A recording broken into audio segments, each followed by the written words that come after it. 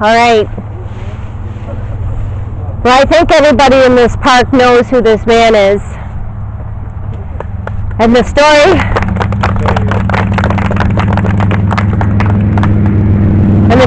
I'm about to tell is his story, not mine. I just typed it for him. His voice is a little weak today because he's been too busy loving his wife for all day and being humble and being the servant that he's been called to be. So these are Tony LaPorte's words and this is how it happened. Narcisse Cantin met Brother Andre in Montreal on Mount Royal. They realized they both had a very strong devotion to St. Joseph, and Narcisse offered to have him stay in St. Joseph here to get a little rest from his work in Montreal because he was exhausted from long days of praying with people. He stayed right over there in that house with Narcisse's son, Napoleon, and his wife, Valerie, when he came. They were Tony LaPorte's godparents. Aunt Val had to take very special care of Brother Andre and made him special meals because he had bad stomach troubles. When Brother Andre came in 1917, he took a piece of pipe from Uncle Nap's shop and drove it in the ground across the field from the house and asked that a statue be put there in honor of St. Joseph. Father Jolman is holding the hammer that St. Andre used. I grew up playing at Aunt Val and Uncle Nap's house all the time with my cousin John Paul.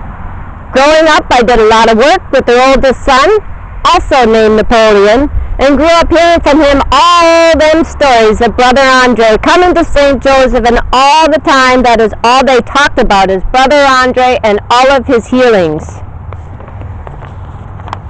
In 1972, the parish here was offered a statue of St. Joseph that was at St. Peter's Seminary in London.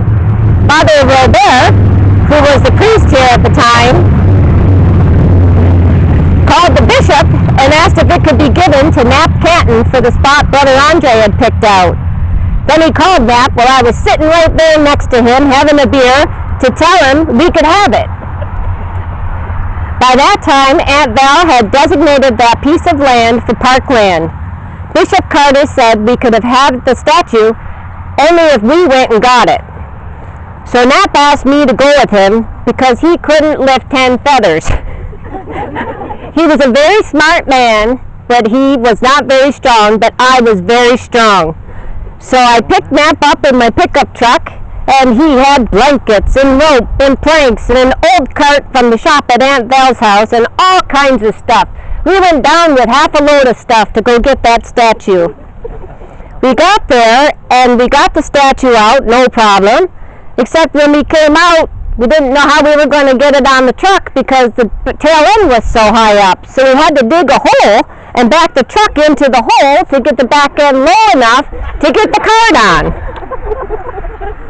After it was loaded, we had to jack the truck back up to get it out of the hole. And so we finally got him loaded safe and sound, and when we got back to Aunt Val's with the statue, she was having a little party, of course. There was always a party there. So we had lots of help unloading the statue into the shop till the spot was ready right here for it, where you see it right now. I had a friend, his name was Irving Schneider. He was a big, strong man full of muscle, and he also had a Massey Ferguson tractor and lots of muscle, so that was very helpful. He helped me get that statue in place where it is right now. So this is how the Memorial Park began, and it was actually 50 years ago this month, around this time, October 17th, that this statue went into place. Then Joan Karstens came to our area and was instrumental in forming the St. Joseph Historical Society, and she somehow took care of all the financial stuff that we needed to get the park with all the walkways like it is today. Later on, John Paul, my friend, wanted a statue of Brother Andre in the park too, so we bought a stone, and I took him to meet my friend Frank Moore, who lived in the area. John Paul never met him, and he looked at some of his work. He said, yeah, he'll do. He does good stuff. So Frank Moore, a local artist, made this statue of Brother Andre that's here today.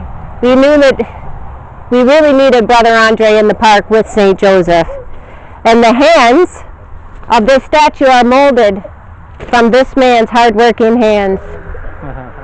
And that's the story. That's the story. Did I do it okay? Yeah, you did well. Thank you. I don't know. This is the best storyteller I ever met in my life. I hope I did you proud. Oh, you did. You want to say a few words? No, I'm very thankful for everything. And, well, I don't know. I really... Thank you. God bless you. Thank you for all that you have done. God bless you. You done good, Tony. Good. Do you want Father to pray over you while you're here in your park? Anything. That'd be great. Would you say a little prayer for him?